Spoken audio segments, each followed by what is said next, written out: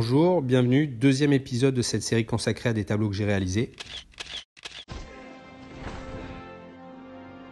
Cette série qui se nomme Aftermath, traduisez conséquences en anglais, est une série de 3 tableaux représentant 2 hommes et une femme avec des ailes, chacun portant un outil qui pourrait être considéré comme une arme.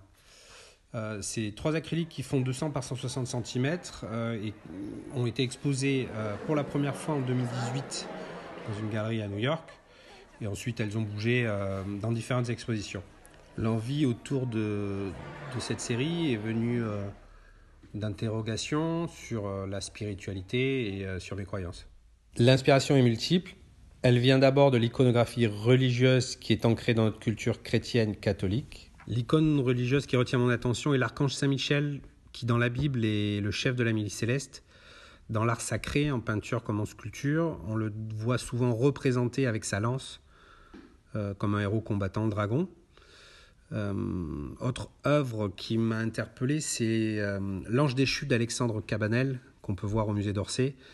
Je le trouve graphiquement extrêmement moderne et surtout, il m'interpelle parce qu'il parle du passage de l'ange sur terre et donc de l'incarnation. Les anges gardiens et la spiritualité qui va avec sont des thèmes récurrents du cinéma, notamment dans le cinéma fantastique. Et l'exemple des comics, autrefois personnages de bande dessinée, largement adaptés au cinéma aujourd'hui, très ancrés dans la culture pop, s'inspire totalement de cet aspect religieux de la lutte du bien contre le mal. Ce sont des personnages parfois dotés d'un pouvoir divin que l'on va retrouver dans des scènes de films, de combats presque bibliques. Mais mon inspiration ne se trouve pas ici. Avec ces 3 peintures, j'avais vraiment envie de représenter l'idée de l'ange gardien de façon plus métaphorique et spirituelle.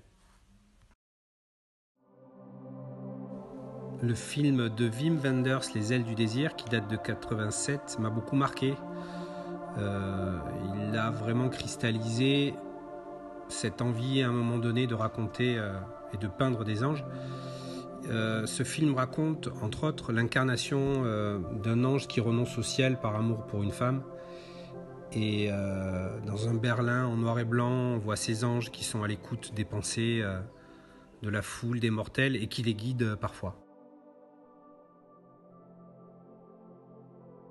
Et de ces inspirations de l'ange combattant et de l'ange bienveillant est née mon envie de créer mes anges, ma vision d'une spiritualité naissante au travers de ces personnages du quotidien, vous, un hipster, une New-Yorkaise, moi, ouvert à cette possibilité de croire à quelque chose qui est autour de nous, qui nous entoure et qui nous emmènera peut-être plus loin.